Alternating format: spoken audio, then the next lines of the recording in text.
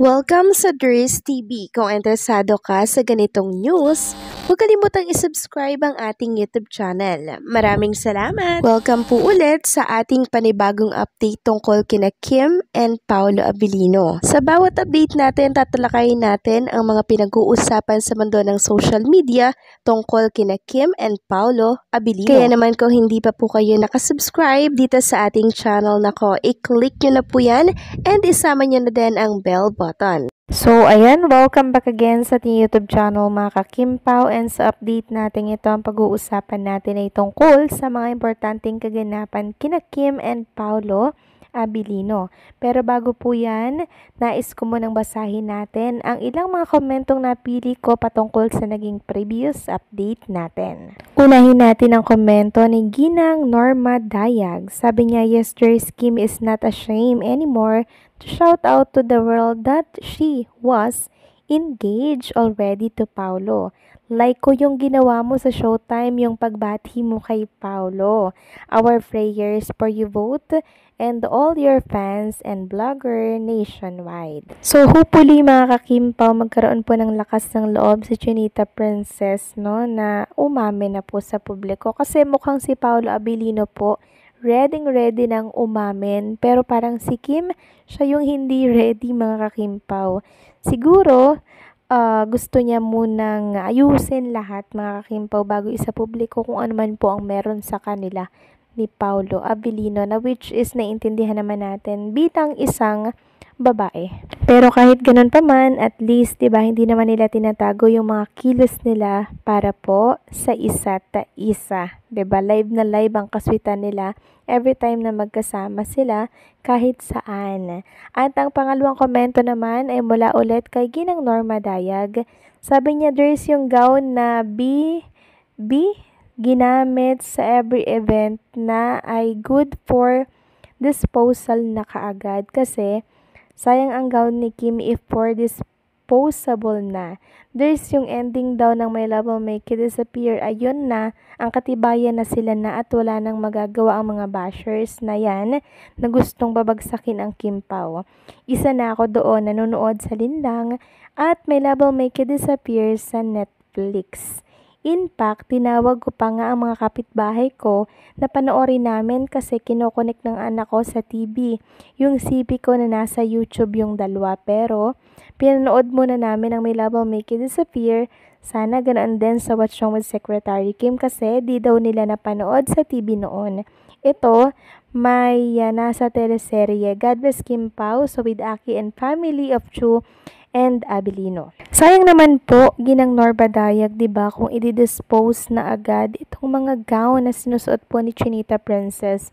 So, sana ibenta na lang o di kaya ipunin, diba, nang sa ganon, may mga memory po, diba? May mga memory kasi yung mga gown na yon. Kaya sana, gawa na lang po ng isang room na kung saan ando doon yung mga gown na sinuot ni Chinita Princess. Kasi ang gaganda nga naman ito mga ka-Kimpaw at nakakapanghinayang na i-let go agad ang mga gown na yan. Pero kung ano man po ang dahilan ni Kim Chu, alam natin na mas better po yun kung ano man yun. So maraming salamat po sa mga komento nyo, Ginang Norma Daya, God bless po sa inyo. So eto na nga, magdako na tayo sa topic natin ngayong hapon or ngayong gabi. So, kanina po mga ka-Kimpaw, nag-tweet si Paolo Abilino. So, meron siyang paalala mga ka-Kimpaw. Sabi niya, if you plan to watch Deceit and My Love Will Make You Disappear, I highly suggest you watch Deceit first before My Love Will Make You Disappear. Thank me later. Happy weekend. So, bakit kaya mga ka-Kimpaw na nare-recommend niya muna na panoorin yung linlang bago daw yung My Love Will Make You Disappear? Para kung may inis kayo, matatawa kayo pag nanood kayo ng My Love Will Make You Disappear? Ganun ba yon? Ano kaya yun, Paolo Abilino, no? Susundin nyo na lang po mga ka-Kimpaw. Then, marirealize nyo after. Samantalang, ibabahay ko naman sa inyo itong picture po ni Kim Chu kasama po ang isang fan. So, ito po ay nung time na lumabas na si Kim Chu during PBBig na ito na kung saan meron nga pong umakbay sa kanyang isang fan para makapagpa-picture. So ito na po, inilabas niya na yung picture niya together with Chinita Princess. So taga-abroad pala ito mga kakimpaw at isang supporters ni Kim and Paulo. Love na love si Kim and Paulo. So credit po sa nag-post nito and syempre sa owner ng picture. Sabi dito, ito yung fans ni Kimmy Chu from abroad. Madaming nagmamahal sa sobrang sweet and mabait na bata. Yung Kim Chu namin, walang pili, lahat ng fans pinagbibigyan ng Chinita namin. Kaya happy and proud kami.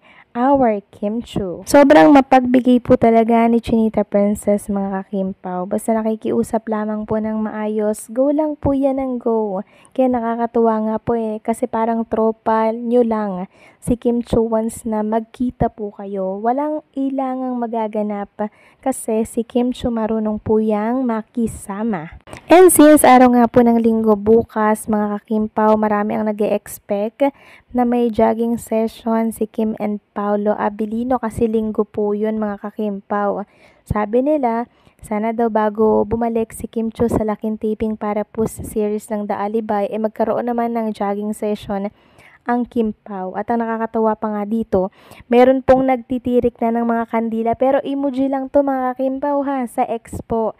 Sabi nga po ni Johnny Lord, siguro naman po may Sunday jogging ulit na tomorrow. Tapos may mga kandila dyan na emoji. Tapos may nag-comment na magja-jogging po ang Kim Pao. Tapos may mga tirik ng kandila at nagdarasal po sila. Meron pa nga pong nagnonobena mga Kim Pao. Start na ako magnobena para bukas awa na lang. Tumawa po si Johnny. Pag simba ko bukas ng maaga, ipagtitiri ko talaga to. So nakakatuwa si Kim and Paula Abilino mga kakimpaw, no? Nakakatuwa yung mga fans nila kasi sobrang love na love sila. Sa sobrang pagmamahal nila kay Kim and Paula Abilino, humantong na po sa pagtitirik ng kandila ang mga fans para syempre matupad yung kanilang pinagpipray at kahilingan. Paano ba naman kasi ang dami po nakakamiss sa jogging session ni Kim and Paula Abilino. Pero sana mapagbigyan mga kakimpaw, no? Kasi parang bukas live na live daw yung ASAP, tapos present si Kim Chu.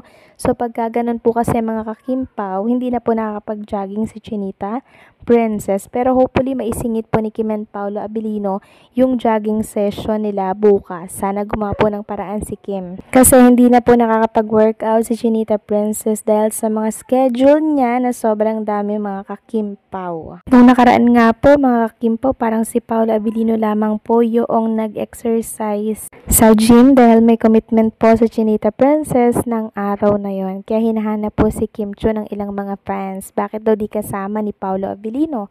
So yun po yung dahilan kaya di po nakakasama si Kim Chu dahil po sa mga commitment nito sa showbiz industry. And hopefully bukas meron tayong makitang jogging session ni Kim and Paulo Abilino. So anong komento nyo dito mga kakimpaw? Please comment down below.